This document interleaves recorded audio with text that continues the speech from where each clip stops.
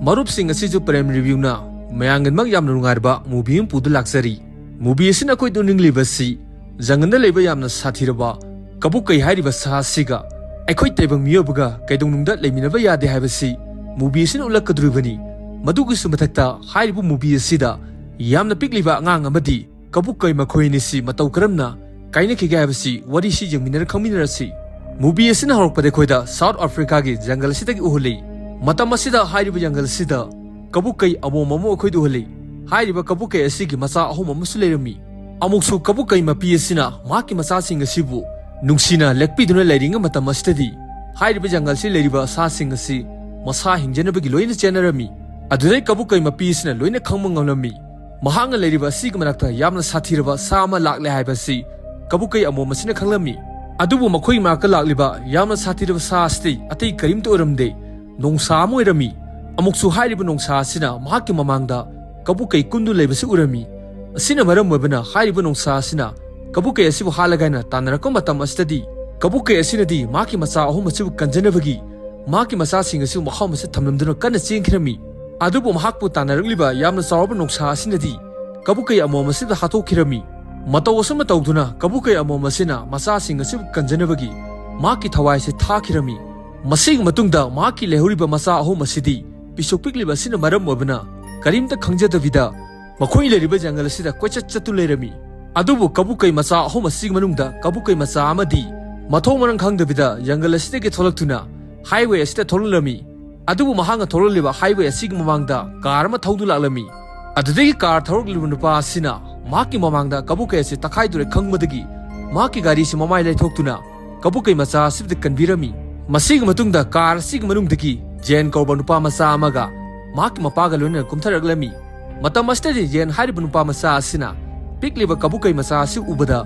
mahangna jamna nuksijaduna kabukai masa asi pangkhalaga maki mapada sumna hairami baba kabukai masa asi aikoi yumda puduna chakhrase hairami adubu mahaki mapa piternadi masa nupada sumna hairami aikoina jungle asi leiriba kabukai masa asibu yumda puba haunade hairami adudai masa nupa yenna mu kabukai masa asibu yamna nungsiba sina maram oibana maki mapada hanjana sumna hairami baba kabukai macha asibu aikoi yumda puduna chakhrase hairami matam astadi Jen gi mapa pitanasu maki macha nupana mangonda hanjana haijaba sina maram oibana hoi ichanupa kabukai macha asibu puduna chakhrase hairami karigidama pitana maki macha nupana hairibasi yaribino haiba tarbadi karigumba makhoina kabukai macha asibu maham masram thadokton thamlamba tarbadi atopa gari kya laktuna soidan takhaiduna sikhragani khangbadagi kabukai macha asi makhoina pudun lakpoirami amuksu makhoina mayum jawra matung astadi yena kabukai macha asiga sanaru leiba asi maki maman urami masina maram obna maki mama asi yamna haraujerami adudang peterna maki nupi amadi masano para sumna hairami aikoi nojik pudun lakliba kabukai macha asi aikoina yumda thambadi fattabani makti saing chaba sa makhalamani karigum mahana charokla matungda aikoida fawba attack torpa yai hairami asumna sum matam haukhibana mu nomi kharaning matungdadi Pitanazu maki machanupana kabukai macha asibu sanru leibasi ubada mahaksu kabukai macha asi nungsiba amadi faroklami masig matungda makhoina kabukai macha asig maming asibu duma haina tholami mataw asuma tawduna hairiba numit asidagi duma hairiba kabukai macha asisu makhoigi imung manungi miyoi amani haina makhoini khankhirami masig matungda makhoigi imung manungi miyoi sing asisu duma asiga matam punamakta loina du lerami masig matung tha ani ahungi matungi sinuma khoidu huli matam astadi duma hairiba makhoini jokchariba kabukai asisu yamna chawraklami nongma numit abada mung Jen gi mapa piterasi makhoigi labu asida sambok khoidun leiring matam astadi mahakchi ikhang khongdana wantharaklami masig matungda piterasi hospital amda pukhalami Peter namu hospital asida halakla matungda mahaki maimusta famduna wakhan jamna nungaitavida leirami mahangna karigi wakhan nungaitribino haiba tarbasu mahangna doctor asida gi halakla matung asida mahang loina khangmangalami mahagasi cancer naraba miyo moirami madugi sumatakta mahaki cancer gi stage asi last stage orami adu piternadi mahagasi cancer gi last stage ne haibasi maki macharpa yendadi amata haidoklamde mathange ungtong peterna maki macharpa yelasibu maki manakta koksanduna sumna hairami ngasidi ekhoi gi kabukai duma asi kayam yangmuno haibasi ekhoina mukta check tokthoksi mahagasibu amukta chelalaga hairami adude machanu panu pakhum asunu piraglami hoi baba nang na hairibadu yamna chummi duma asi bongta kan chelanduna mahagasi kyam yangmuno amukti check tawse hairami Masig matungda Peter amadi maki masanupana makoigi bike asi thogduna kabuke asibudi makoigi nakana chelalami adubu kabuke asinadi kana chemangalamde ngahak ler matung asitadi hairiba kabuke asina Peter na thawriba bike asidagi hena kana chenkhirami masina maram obana Peter amde yelasi yamna haraujerami yena mu mayumda halakla matung asida lairik padu lerami adu matam asitadi maki mama asi kaptu lerami maduda yena mu maki mama da sumnaglami ima nangna kaplibadu karigino hairami adubu mahaki mamanadi masanupada pakhum masuna pirami ichanupa ai karimi tawde hairami jengi mamana karigi kaplibino haiba tarvadi maki mapurwa pitarasi hojik cancer naraduna last stage oira habisi khangmadagi mana kaptum leiborami adubu jengi mamanadi maki masanupada maki mapurwa pitarasi cancer nara habisi ama taidoglamde mathangru mitang peterna masanupa asibu maki manaka koksanduna mahangna sumna hairami hojikti akoine loijariba dumasi mahang mapung mari fadun chaure aduna hojikti mahagasi aikoi mahamda thamasi kanadre mahagna pikling matamda aikoina mahagu pudun lakhi mahamadуда mahagasi puduna aikoina thadorursi harami adubu masanupa yenadi mapara sum harami baba dumasi aikoi nakam thamsi mahakaiga kainaba ngamlu harami amuk mahagna mapara sum harami baba dumasi bu aikoi naka thamba yamag yadrabar harami adide mapana mu masanupa sum harami ichanupa yengu kabukai asidi aikoina piklingaidagi mahamasde pudun lakhibani adubu tasengmadi mahangna hingnabagi sangsardi aikoina maha asibu pudun lakhiba mahamadu maki leifamni madugusi madakta hairi mahamaduda maki marup mayam amsu lerangane harami masig matungna Peterna mayap ama puthokduna hairibu mayap asida marking kharabu tawduna masanupada sumna harami aikoina duma asibu aina mak tawriba mahamasdagi purakhibani aduna numin nini humnigi matungda aikoina duma asibu mahamasi chattuna soidna thadolusi hairami karigi aina nangonda asumna hairibno haiba tarbadi kabukaigi punsi asidi makhodi janganda leinebagini madugisi matakta makhoidi taibang Miobaga marakta laibsu yade hairami amuk sumahna masanupara sumna hairami aikhoina karigumba mahaga sibu jangaladuda thadokta tarbadi mahamasi leiriba mioising asida khudungthiba kyama tholakne hairami matamasta yenasu mahaki mapagi wahisi tabada upai amata leiterduna mahaki mapana hairibsi jarami adubu yengi mahamdadi dumaga kainarni khanbadagi mahak wakhan nungaitabida lerami numit asigi numidang asida mu jelasi wakhan jam nungaitarduna phamung asida heptun lering matam asida makhoi yum asig mapanda ambulance khomi makhon tarami maduda yena ambulance laklibsi karigino haiduna mahaki kastigi tholoko matam astidi mahaki mamanadi ambulance asi yengdu lerami amuksu mahaki mamana wakhan jam nungaitraduna kaplaga masanupa su konsenduna mahaki masanupa sunna hairami ambulance laklibasi ati karimta nati nangi babasi sirabani tasengmudi nangi babasi cancer naduna last stage lairpasi kuirabani aina nongonda nang wakhan nungai khiro haiduna nangai haidoktabani harami mamagi waistabada yelasi wakhan jam nungairamde nongala matung asida mu jail amadi makoi family sina Peter gi asibak chang asibudi lenung phamjalami Peter na sikra matung asida makoi gi family si wakhan jamna nungai tabide lerami madugis matakta Peter nadi maki mapa si jamna nungsijaba sina maram mabana mahak wakhan jamna nungai traduna famduna lerami numit kharangi matungda jail gi mapa si sikiba sina maram mabana makoi gi family sida paisa gi problem jamna laklami karigino haiba tarbadi Peter na sikra matung asida makoi gi yum asida paisa tan minabagi mi amata leramde masina maram mabana mu Peter gi nupina masanupa da sumna hairami aikoi gi yungi hingol amadi aikoi ne law uriba hingol asibu badan thamdoktuna aikoi ani hojik city da chattuna aigi chegi yumda leirurasi harami amuksu jengi mamana masanupa da sumna harami aikoi ni karigumba city da jawra matungda aisu city eduda thaba ama fangbare yenge karigumba thaba fangba tarbadi aikoi hojik paisa gi maramda wariba singsi amata wararoi harami aduba yenadi mahangna city chakhiba tarbadi makoi ni jokchariba duma asiga kainaba tare haiduna maki mamada ngosumna harami ima karigumba akoina city da chakhiba tarbadi dumagi punsi asina kamdongna lehogani harami adede mamana mu masanupa sumna harami nang karinda pakatpa togunu aikoina city da chapada dumasu puduna chakkadrubine harami mamagi wahisa tabada yenasi yamna harau jarami masigi matungda makoi gari asida makoi gi mungi pochai sing asi loina hapchanduna makoi city tamna charkhirami makoina city jaro matung asitadi yengi mamana mahaki machegi bai masi lerami matam astadi mahaki machena makoina pudu lakliba duma hairiba kabukai asi ubada yamna kijai harami adubu yengi mamana mu mahaki macheda sun harami iche kabukai asi nang karimta kijaganu mahanga nangonda karimta tawrolo harami Mathangge mutam Zengi mamana yela sibudi anob school amada emission taruduna mak school si thilaglami aduga yengi mama sichu hairiba city sida thabak amasu phanglami nakal amromdana mu jelgi mama bok amadi makoina pudul lakhiba duma asi makoi mai masida kocha chatu lerami matamasdi jengi mama bo sina duma asi ubada mahana sumna khandu lerami hairiba kabukai asina engona soidina attack torkani haina mataw asumna tawduna jelamadi maki mamana city sida leragli si thamong fajalaglammi madugu sumatakta makoina city si leragpasi yamna nungaina lerami nongma numina mamu jengi mamana yela sibu skunda thinabagi makoi gari su thauduna lakka matamastadi makoi yungi gate ase thingjanma kawrami masina maram obana makoina pudu lakhiba duma hariba kabukai asinadi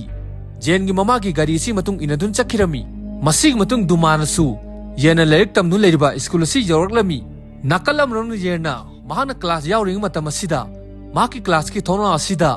dumana mangona jenglakpasi mahan urami masina maram obana yerna school sida khudong thiba tare haiduna maki oja asta sum harami sar ngasi dei class si yawjararoige ai suti pibiro harami adubu oja asinadi jen hariba waisi yaramde madugu sumatakta mahamasi leriba satra singasina jengi waisi tabada loine noktu lerami matamastadi makhoi class ki thona asida dumana leibasi mahamasi leiba satra singasina urami masina maram obana class asi manung leiba satra singasina makhoi ki school asida kabukai ama lakle haina khangbadagi kabukai asu yengnabagi class asi manung digi loine sentoktuna satra singasina sum laudu lerami aikhoi school asida hojik kabukai ama lakle harami aduga jelna su duma hariba mahana jokcheba kabukai si kadai leibno haiduna school asig manungda koiti thirakko matamastadi mahana makhoi school asigi toilet asi manung yawraklami matamasida mu makhoi school asi tamliba ngauksnaba satra kharana jelgi manakta laktuna jelasi fuba horaklami adubu makhoi leriba mahamastadi duma hariba kabukai asi laklami amukchu kabukai asina jelda furiba satra singasida maya khigatuna khonglami masina maram obana jelda furamba satra singasti kabukai asi ubada yamna kijaraduna mahamasi thadokuna chenkhirami satra singasina chenkhi matam astadi satra singasina pudu laklamba paisa makolamadi mahamasi tahorami adaba jenadi tahori paisa si mahang khungatuna dumasi puduna mahak school asigi tholalami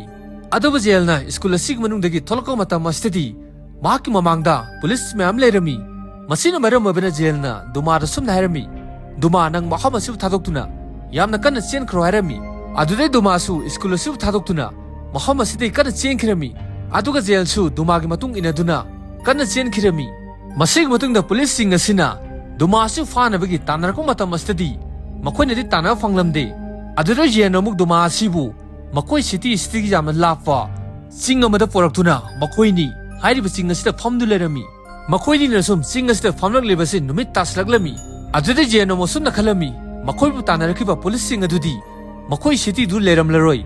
aduna hojik aina dumasibu puduna chalaga na khalami amuksu jena sumna khalami aina kariguma dumasibu aigi jumda puduna chatpa tarabadi aigi jumda police laktuna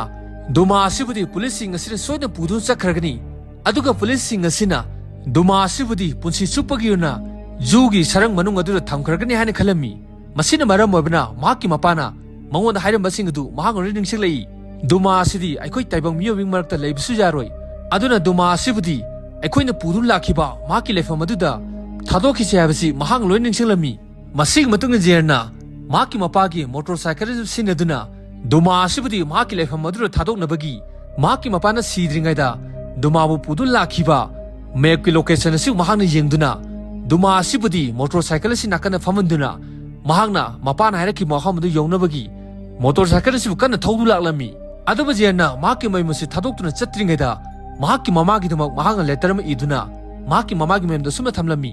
ima aina duma asibu mahaki lefam aduda aina thadoklam matungda ai yumda muktek ta kaidana halakke harami nakala moromdram yerna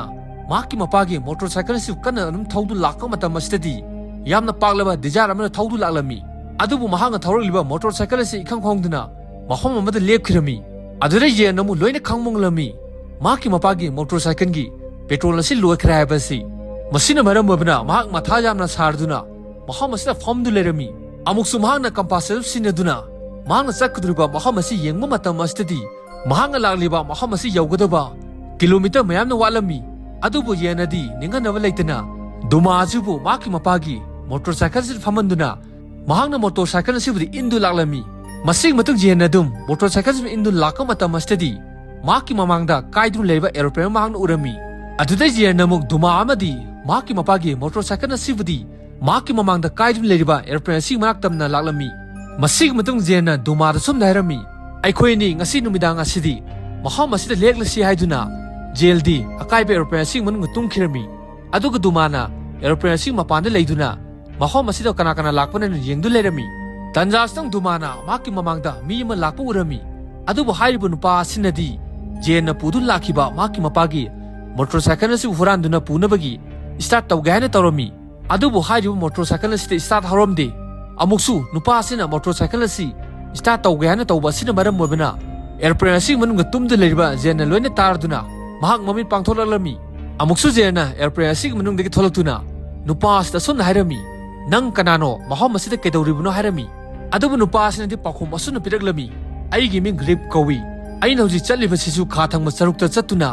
aigi yum tamna chatlibani hairami aduda jena mu ripta sunna hairami aidi nukchup thangmaromda chatlibani hairami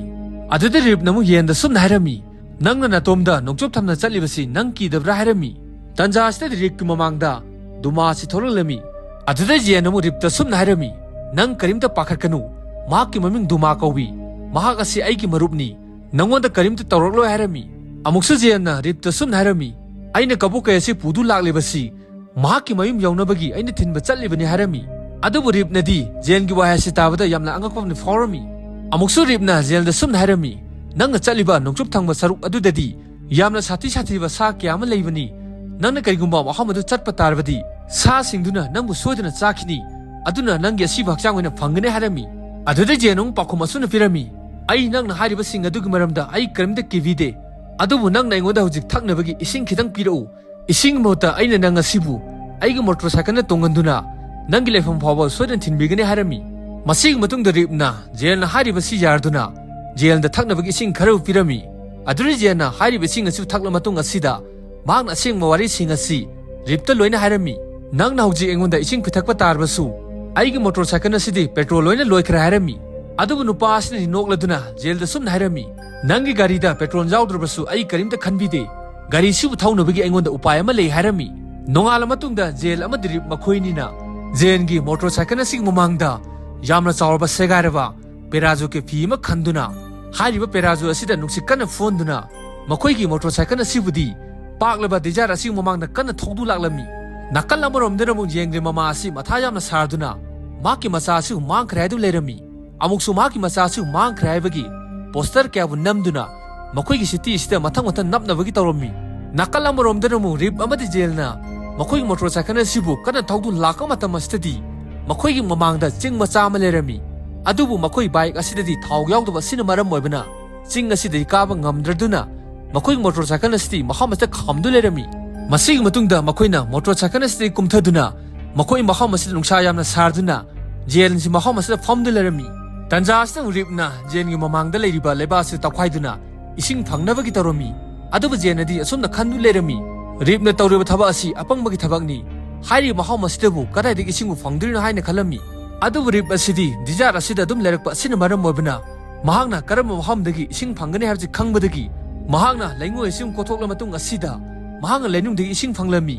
matamasta jena su ripna lainungdagi ising puthorokpa si ubada mahangna yamna harau jarami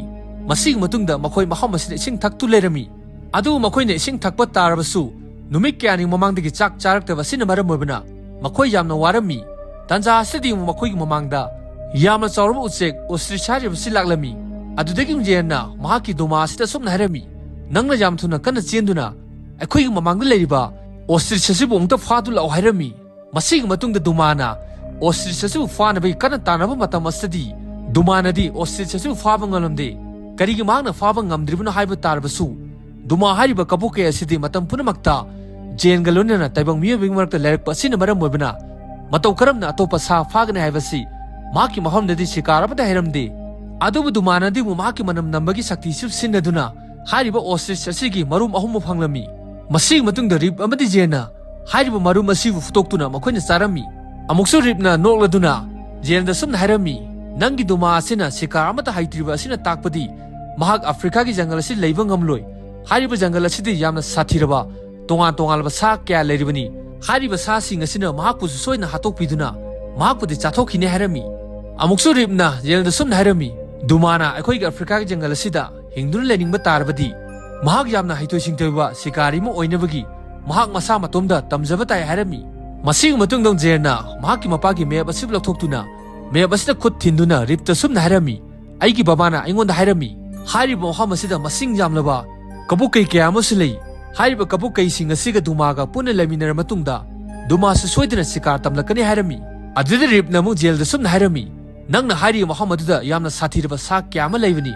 nangna karigumba muhammadu chatpa tarbadi sa singduna nangu soidina chathokine harami amuksu ripna jelda sum harami aina nongonda haijau haibadi nang city da chatkhro nang city da yawro matungda hariba kabuk ke siv jon thoktuna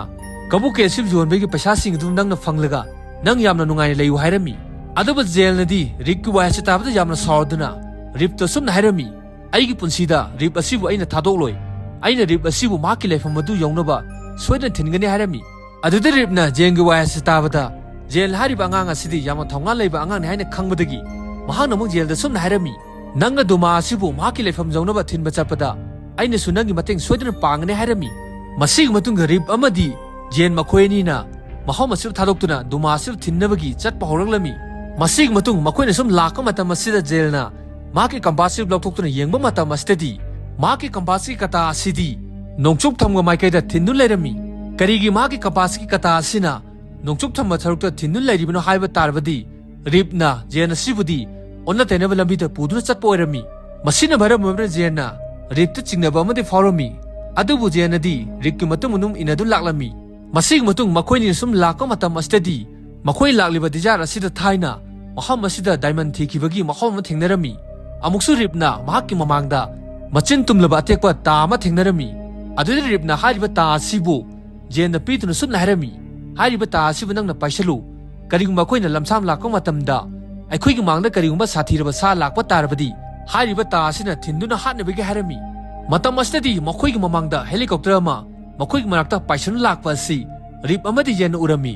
aduba helicopter si tonglibasi atai kanam to iramde jengi mama orami jengi mama na maki machan pasib thiba lakpo irami adubu rip nadi jail da sum hairami helicopter si pairakliba myo sing si phattaba myo orangani makhoina khoida soina attack torkani haiduna jena sibudi kaidun leiba yum masi manungdu pusanduna makhoini lotu leirami masina maram obana jail gi mama na jail asibu lemaida udraduna maki mama si helicopter si tongduna maham asi thadoktuna chatkirami adubu jail nadi hariba helicopter sida maki mama tongdun lai haibadi mahangna di khanglamde ngahak leira matung astedi maham asida numit tasalaktuna makhoi maham asida mai hogatuna mai tiktu leirami aduda rip namu maki wari kharabu ligi haduna jenda sumna lilagrami aina ngasidegna chai kyak mamangda aina paisa tanabagi akhoi khunga ngasi thadoktuna city tamna chatkhi adubu aina city jawro matungda aina thaba amata phanglaktabadagi aina fattaba miyo kharaga thengnakhi hariba miyo singaduga aina punduna city da huran chindi kya tawkhi adu matamaduda akoina pasai huramada city gi police na faduna ai jail da chahi ani laikhi adu ai haujiti jail city gi thadoktuna chahi ahongi matungda ai gi family bu unaba chatlebani harami amuksu ripna jail da sumna harami aikoini na city da chatla matungda nangna pudu lakliba kabuke sil jonthokuna aikoini na paisa jena si harami adu bu jena di ripna hariba sing asi amata yaro harami masig matungda jena rip asibu amuk hena chingnabam phawralami masig matungda makhoini tumlami nongala matungda makhoigi tim masi amu makhoigi lefam asi yawnaba chatpa horaklami makhoini na sum lakka matam asida ripna mahakki mamangda diamond leiba surung ama thengnarami adu ripna mu jail da sum hairami nang maham asi leiramu aina manunga changduna diamond amungta thiruki haiduna makti diamond thiba changkhirami adubu jail nadi rip haribu nupa asi yamna chingnaba asina maram obana mahangna rip asi maham asi thamlamduna mahakti dumaga lonena maham asi thadoktun lakpa horami tanja astedi surung asi manungdagi rip na kana lawo makhon tarami asina maram obana jensu rip asi kadorobra haiduna surung asi manunga chenselakko matam astedi rip asidi surung asi leiriba lengoi sta puthadu leirami amuksu jenna rip ki mamai da khumdu leiriba lengoi sing asu lokthoklemi rip asi bu so honba ngamnabagi aduga amuksu jenna rip asi budi lengoi asi manungdagi chingthoklamde aduda rip namu jail da sumna harami aibu lengoi asi mudu chingthoktuna aibu da kanbiu harami aduda jenna mu rip ta sumna harami aina nang asibu laingoi asing manungdi chingthokpa ngamloi madugi simathakta nangna ai asibu nongchup thamwa maikaida puduna chapagi mahutta awang thangma sarukta karigi puduna chatlibano hairami adubu ripnadi pakhom asumna pirami aina nang asibu karigi awang thangma sarukta puduna chatlibano haiba tarbadi nangna hariba jangal mahom adu aina puriba lambi asidagi asamba lambi oi aduna aina puriba lambi sidai chatpa tarbadi nangna hariba jangal mahom adu yamna thuna jawgodribani hairami adubu jenadi yamna saudana ripta sumna hairami hojikti ai loina khangi nang fattaba miyo amani nangna asibu chin thijanaduna awang thangma sarukta puraga siti jawra matungda duma asib jontholaga nangna paisa sing asi loina launa bai natra hairami masig matungda jenna rip asibudi laingo asitigi chingkhattabida mak surung asig manunga thorlami amuk sumangna surung asi thorlala matungda ripna paidun lakhiba machin tumlaba ta asi paiduna duma makoin si muhammad su thadukna chatkirami makoini sum lakam matam asida makoini mamangda turel ama lerami adudagi jenamu mahaki mapagi meyab asib loktoktuna yengma matam astidi mahanga loina khangma ngalami makoini lakliba jangal asibu yauge haiba tarbadi hariba turena su lantoktuna chatpa tai haiba si masig matungda jena maham asi leriba u kharabu khunjanduna hi ma sar matungda duma makoini si hi sib tongduna turen si laklami makoini sum lakam matam asida hariba turena siti yamna luru maham am leiduna ising ire si yamna kalami amuk su makoini tongdu lakliba hi asi yamna luruba ire asi ta tadringaida jelna hi asi momai le thokena tawu matam asidi makoigi hi asi yamna chawbu nungoma da yechanduna makoi anidi ising da tasan kirami masig matungda jel su sai sib sinaduna turen asig manungdagi kangphan da kakhatnabagi sum lakam matam asidi turen asig mapandagi masing jamlaba gumbi kyama laklami adubu jelnamu mahana pairi machin tumlaba chai asina hariba gumbi sing usi mathang mathang hatoktuna mahakti turen asig mapanda kakhalakhlami masig matungda duma makoini na mahamasam lakam matam asida makoidi mamangda masing jamlaba iroe kyama lerami adudai mung jena loina khangmangalami karigumba duma asibu iroi sing asi maraka thajanduna iroi asibu hatpa tarbadi makoini na chak lamlabasi faragani haiduna duma da sum hairami duma nanga yam thuna chenjanduna akhoi gi mamangda leriba iroi si hatlu hairami masig matungda duma na iroi sing asi hanabagi tanaba matam astadi iroi sing asi yamna kiriduna kana chelako matam asida iroi sing asina jena leriba Michaeletos da kana chendu laklami masina maram obina jensu masa hingjenabagi mahakki maningda leriba asongba napi sing asi marakta kana chensenkirami masina maram obina mahaksu iroi sing asitigi masa hingdu lehorami adubu jelamadi duma makoini sina suma tauba sina maram obina duma amadi makoini sikaina kirami asig matungda jenna duma asiu karai de lei gaidno koira laudu lerami adu mahangnadi duma asi thiyu phanglamde masig matung jenna duma asium thidu lakam matam asadi numit tasaraglami amuksu hairiba jangal asida sathi raba sa kya laiba sina maram obina sa sing asina jena sibdi soiduna sikar oikhidrubani aduba jenadi akiba leitana mangkhraba maki duma asiu thiba laklami tasinguni duma asi jangal asida sadamba lakpa miyo kyana lang thakliba sig manungda duma asi thokhiba orami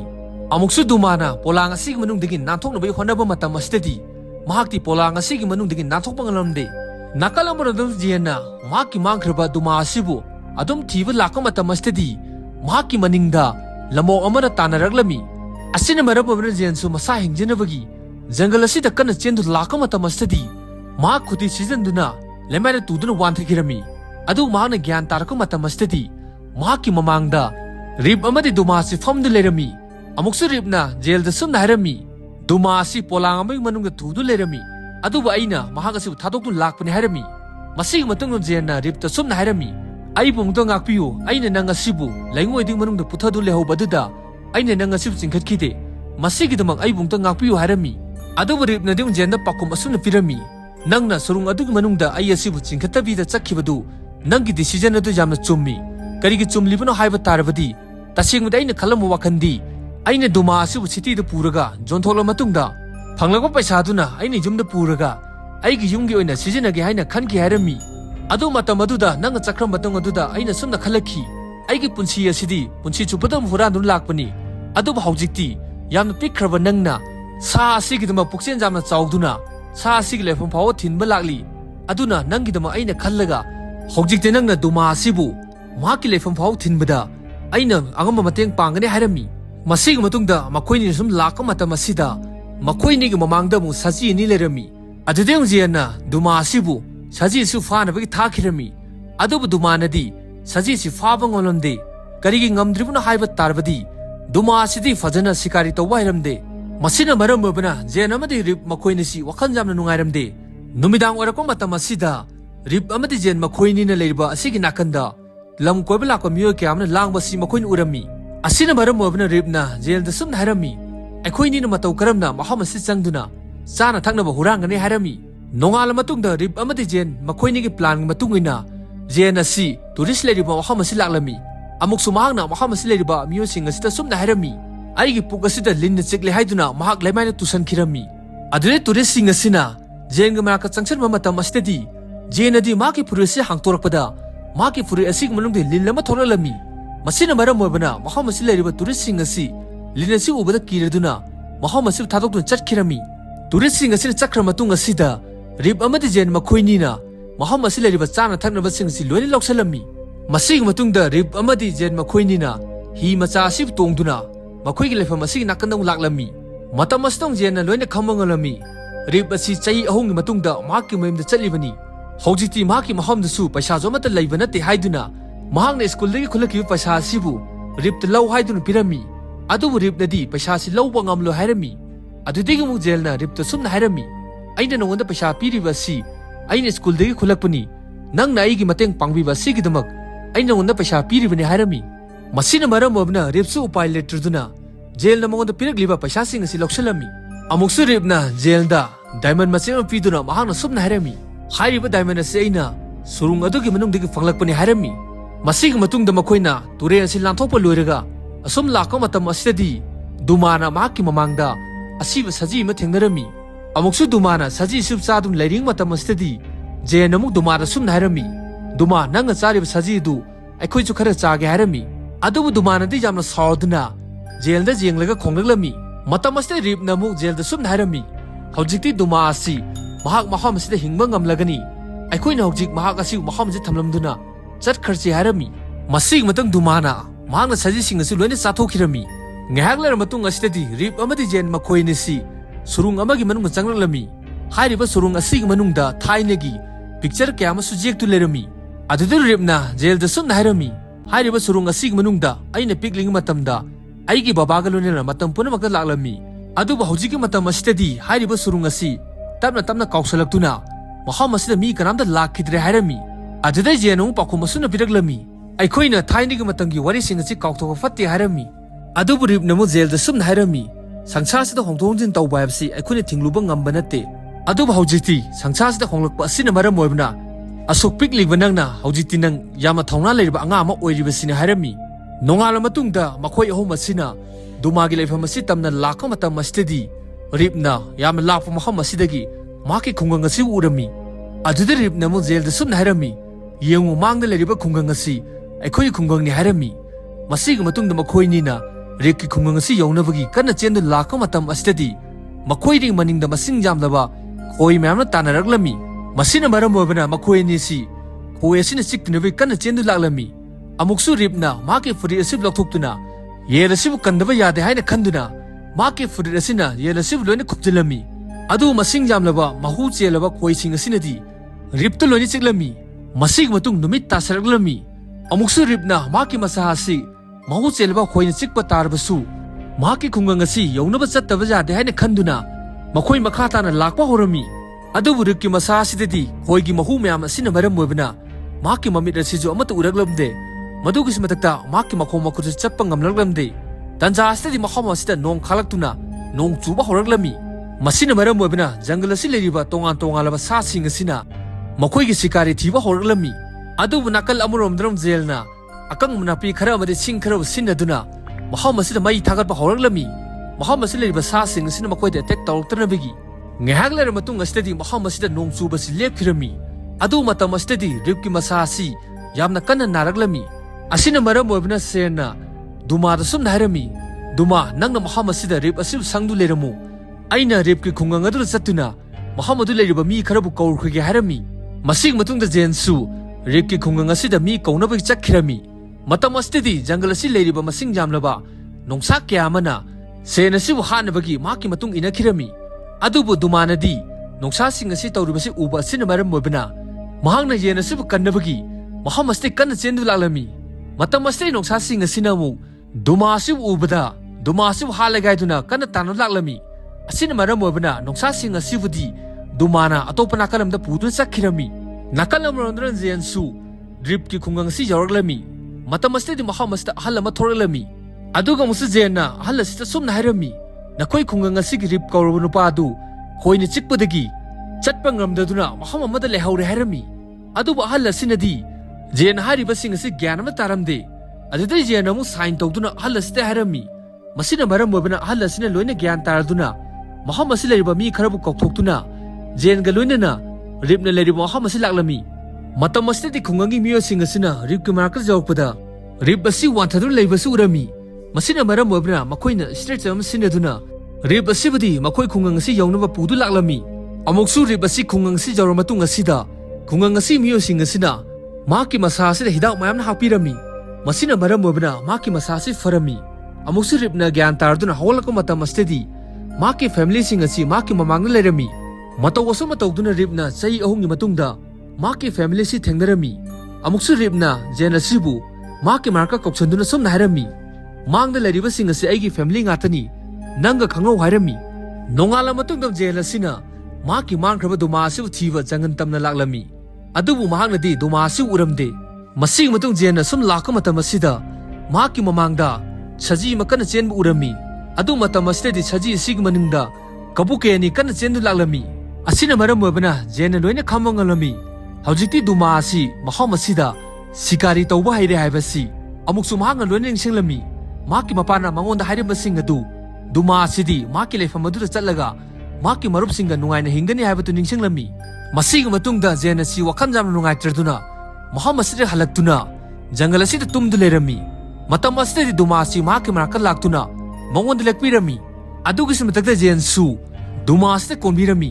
masiga matunga jena duma asida makol haiduna mahangna sumna hairami aina maham asi thadoktuna chakhiba tarabasu aigi punsidadi aina nanga sib sungkaw kawro hairami masig matungda jena duma asibudi jangal asi thamlamduna maham asi halaglami matam asidi jengi mamangda rip asi laklami amuksu ripna jenda sumna hairami hojikti nang maham asi thadoktuna nangi city dura chatlo nangi namana nangbu wajana ngaidu lerangwani hairami numit kharani gi matungda city asida jelgi mamana tractor si thauktuna hingona si khoidu lerami amuksu matam punabakta mahangna sumna khandu lerami aigi chanupa si nomali soina halakri haiduna tanja astri jerna maki mapagi motorcycle su thauduna maki mamada makot hairami adubu maki mamana di jerna su uda mahangna sumna khalami aigi mangda uribasidi aigi wakanni matam punamakta ai necha sibu ningsingba sina maram obana mangda uribasi aigi chani khanbo orangani hairen khalami aduga musu jengi mamana tractor sim thawdun laka matam astadi maki machanopagi mark nakselami matam asida mahang loina khangmangalami maki mamangda leptu leribasidi maki machanopane haina khangbadagi maksu wakhan jamna nungai traduna machanopagi marka chenselami masig matungda mamana machanopa sim konsenbiduna makoini wakhan nungai tebida lerami sinasi ulaga movie siga roborami mayano movie su nungai biraba tarabadi channel su soda subscribe tawiramu